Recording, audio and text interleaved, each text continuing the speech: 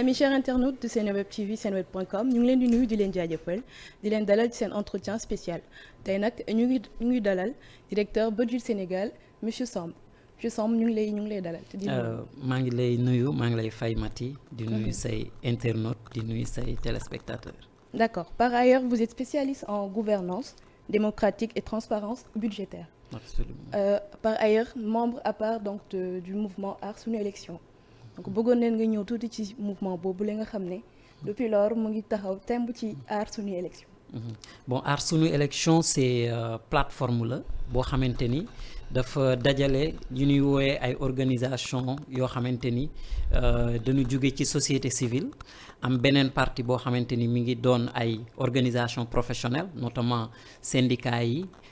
même am na sax ay ñu ñuy woowee des personnalités indépendantes mooy ñi nga xamante ni defuñu élection bokkuñu société civile mais dëkk bi daf leen ñor donc Aar Sunu Élection daanaka dafa nekk plateforme boo xamante ni de manière spontanée bi nu gisee ni élection yi ñi ngi koy bëgg nasaxal acteurs yi ma la waxal yépp ñu dajaloo ni nag nanu taxaw tuddee ko Aar Sunu Élection pour mën a teg pression ci fépp fu ñu ko mën a jaarale et aussi utiliser des arguments solides parce que Aar Sunu Élection aussi dañu amoon ay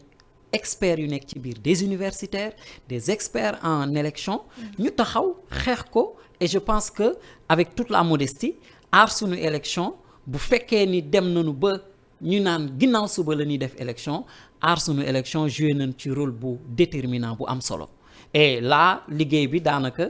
jeexagul dañuy topp processus bi ba mu jeex le processus électoral sunu paree nag bon ñu xool fu wàllante di jëm ak bëtam. ñu ñëw ci processus électoral boobu noonu ngay wax mouvance bi élection yi jël jamono jii nii naka nga ko gisee nan la tëralee est-ce que normalement fii Sénégalais yi di xaar élection yi est-ce que daañu fa dem. élection yi déjà da ngay xool contexte bi mu amee parce que bu fekkee ni da ngay xool contexte élection rek élection bi. mi ngi ñëw ci contexte bu jaxasoo et ñu dem ba nit ñi naan dinañ voter ak duñu voter ñu dem ba raccourcir même la campagne électorale parce que actuellement campagne électorale bi dañ ko raccourcir di ko def aussi ci contexte de Ramadan donc élection yi mën naa ko tuddee les élections de toutes les incertitudes aussi au début on avait 21 candidats dem ba à la fin ñu ne 21 yi léegi on a 20 candidats et maintenant on se retrouve avec on avait 19 candidats autant pour moi dem ba 19 candidats maintenant ñi ngi dem ba 18 candidats. Avec le retrait d'un des candidats. Avec le retrait d'un des candidats. Donc élection la bu jaxasoo. boo xamante ni dafa bari incertitude mais nag situation spéciale bu amee timit dañ ciy adapté wu parce que le conseil constitutionnel ak luñ ci mën a wax mën na ni ils ont pris leurs responsabilités parce que mënuñu comprendre ci réew bu mel ni Sénégal élection présidentielle ñu koy randal ak kii ak yooyu donc c'est un contexte difficile certes mais je pense que Sénégalais ils sont assez matures et au soir du 24 mars je pense que Sénégalais dinañ wan ni ñoom ils sont plus matures que ni leen yaakaaree. Sénégalais daañu wane ne ils sont plus matures donc tey ñu ñëw tamit ci li nga xamante ne ni moom mooy budget 2024. donc à vous entendre parler donc budget 2024 bi am na benn retard. lan moo waral loolu d'après vous. budget 2024 bi dafa nekk en exécution actuellement ñi ngi exécuter l'exécution du trimestre 1 donc amul retard parce que le processus budgétaire fi mu war a jaar na fa. ba actuellement on a voté un budget de 7003 milliards avec. Les recettes ñi ñuy xaar lu tolloog 4000 milliards ak lu topp 4600 milliards les dépenses 5500 milliards ak lu topp donc budget bi mi ngi dem mais li ci jaxasoo moo di que le budget ñi ngi ko tënk ci li ñuy wax PSE depuis 2014 budget bi ci PSE lañ ko tënkoon et entre-temps il y a eu le PAP 2A plan d'action prioritaire PAP 2A plan d'action prioritaire accéléré et ajusté et là actuellement ñi ngi ci PAP 3 donc budget ren bi boo seetloo li ko sookul bi ko tee mooy PSE 2024 2028 donc ci bi ma gisee nag candidats yi ak seeni programme donc en tant que quelqu'un qui travaille sur le budget ça fait réfléchir est-ce que PSE bii nii candidat bii toog moom lay utiliser est-ce que PSE bi méngoo na ak programme yi ça pose des questions l'autre question mooy que exécution budgétaire chaque trimestre état day génne rapport buy wane budget bi lii leen ci def xaalis bi lii leen ci def mais est-ce que xam nga ni Mati 2023 ba tey jotaguñu rapport trimestre 3 jotaguñu rapport trimestre 4 donc ci budget 2023 instant yi ñu ngi ak budget 2024 alors que budget 2023 jotaguñu rapport d'exécution trimestre 3 jotaguñu rapport d'exécution trimestre 4 donc là ça pose problème. mais d'après vous fan la problème bi situé wu. problème bi mi ngi situé wu ci ñi nga xamante ni ñoom lañ ko dénk mooy que ministère des finances et du budget ñoom à travers la DGB direction générale du budget direction de la planification budgétaire ñoom dañu am liggéey boo xamante ni dañ koy def ci ay délai donc man mënuma comprendre ñu dem ba 2024 jotaguñu ba tey le rapport d'exécution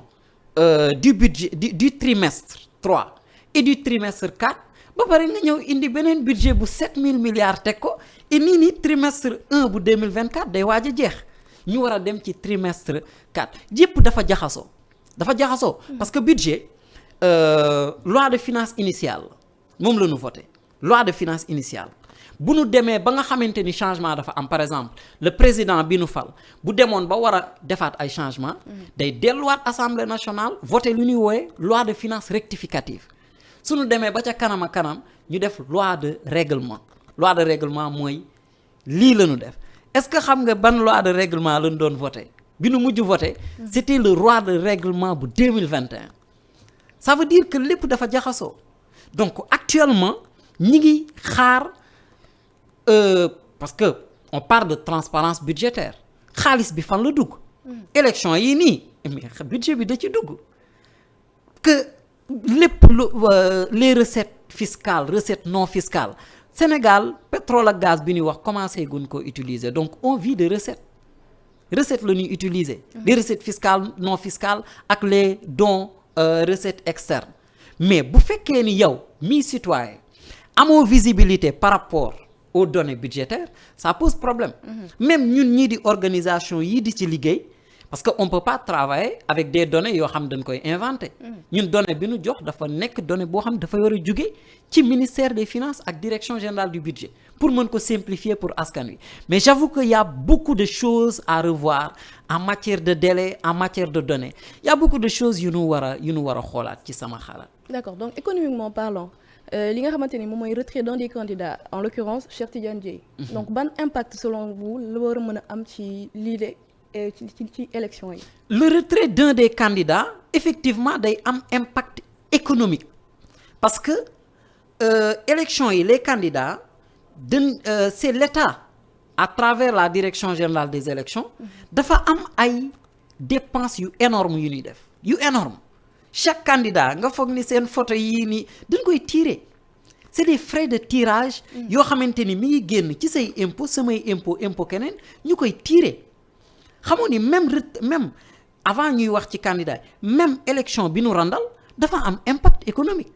maintenant le retrait d'un des candidats constitutionnellement parlant c'est accepté que candidat ñëw retiré wu mais candidat bu demee ba retiré wu mooy que sunu xaalisu réew am na ci lu ci bari lu ci yàqu donc day am impact économique par rapport au budget et j'espère que on parle de reddition des comptes j'espère que au nom de la reddition des comptes dinañ ñu wax donner de manière ci lu leer ñaata lañ ci ñàkk élection yii nii liñ ci ñàkk ci xaalis dafa bari avec le report avec jafe-jafe yi ci fa am et tout mais buñ ci tegaatee candidat boo xamante ni dafa retiré wu donc c'est des impacts économiques ñu boole ko nag ci impact économique yi nga xamante ni élection bi indi na ko parce que le tourisme est très fragile actuellement le tourisme est fragile am na benn période les gens xalaatuñu woon sax di ñëw Sénégal parce que c'était incertain et en matière d'investissement aussi li ñuy wooyee investissement bareegul doole ci réew mi parce que les investisseurs fu ñuy dugal seen xaalis dañ koy xam il faut que mu nekk dëkk boo xamante ni dafa tënku ci jàmm ci paix et tout ñu mën fa investir donc là personnellement en tant que quelqu'un qui travaille sur les finances le budget je pense que candidat bu dem ba surtout période bi mu retiré woo ñu ni kañ la ñuy voter il reste que 3 jours donc là ça prête à confusion et l'élection ren jii man mën naa ni c'est l'élection de toutes les incertitudes de toutes les confusions et ajouter à cela ñu ciy ñàkk xaalis et la situation économique du Sénégal nekkul situation bu am doole on peut pas se permettre certaines choses. D'accord, donc le prochain président qui sera élu donc ban message ngeen koy lancer. Le prochain président qui sera élu dafa am yu bari yu taxaw ci kanam déjà la première chose il faut qu'il nous dise que est-ce que le PSE bi nga xamante ni moom la ñu tënkee suñu budget 2024 war a jóge avec le PAP 3 bi jóge 2024 dem 2028 il faut que mu leeral ñu est-ce que moom lay ci loolu lay liggéey wala déet je me suis amusé à lire le programme des candidats parce que aussi bu fekkee ni da ngay liggéey ci domaine boobu il faut que nga lire seen programme même si économiquement xam naa ni dinañ ci delluwaat des na tuuti ci programme yi mais quand tu lis le programme des candidats mooy que il faut qu'ils nous disent budget bi nga xamante ni voté nañ ko avec des projets on a 41 projets yu ñu war a dérouler cette année-ci notamment autoroute Tivaouane Saint-Louis bi ci la bokk autoroute Kaolack bi ci la bokk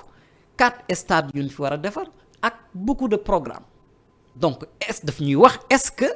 parce que man foofu laa doon xaar les candidats de manière économique budget baa ngi nii lii la ñuy doxal man sama programme économique ci lii laa koy tënk donc foofu la leen doon xaar donc il faut qu'ils nous disent ça économiquement qu'est-ce qu'ils prévoient et l'autre je pense que de manière sociale il faut qu'on réconcilie les Sénégalais parce que actuellement dañu nekk ci dëkk boo xamante ni laaj na réconciliation le pays est très divisé sur tous les plans le pays est très divisé socialement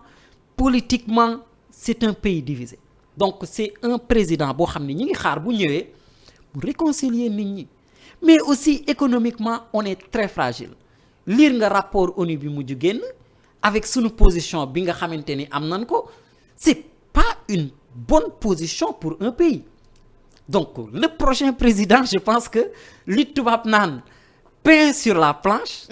mën naa ni ki am pain sur la planche c'est le prochain président il en a du pain sur la planche je pense yaakaar naa ko xam nga nu ñu koy waxee ci wolof mais il aura du pain sur la planche li koy xaar boog maanaam bari na te dis na trop El Hadj Mamadou Samb ñu ngi lay jaajëfal kontaan doon ci dalal la. jërëjëf man maa ngi leen di gërëm di leen sant et di gërëm seen internautes ak ñëpp ñu ni seetaan. Voilà merci chers internautes donc c'était tout pour votre entretien spécial jërëjëf.